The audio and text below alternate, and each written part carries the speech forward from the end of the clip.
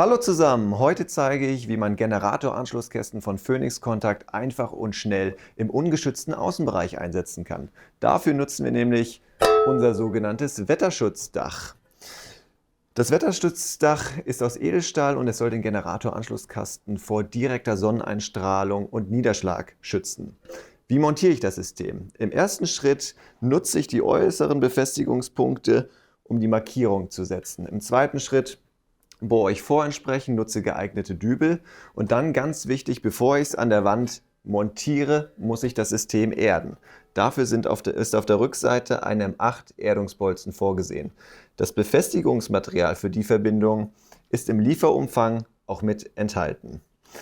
Ich habe das System nun geerdet, ich habe es festgeschraubt und nun muss ich im letzten Schritt nur noch den Generatoranschlusskasten auf dem Wetterschutzdach montieren. Okay, als erstes müssen wir den Deckel des Generatoranschlusskasten demontieren. Das machen wir, indem wir die 4 äußeren Befestigungsschrauben einmal lösen. Wenn wir das getan haben, dann können wir den Deckel abnehmen und müssen im nächsten Schritt den Generatoranschlusskasten auf unserem Wetterschutzdach positionieren.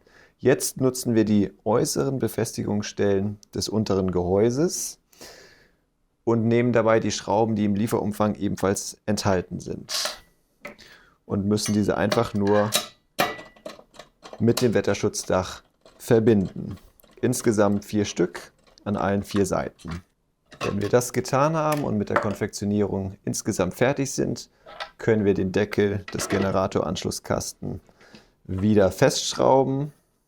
Und das war's. So einfach funktioniert die Montage unseres Wetterschutzdaches für unsere Generatoranschlusskästen.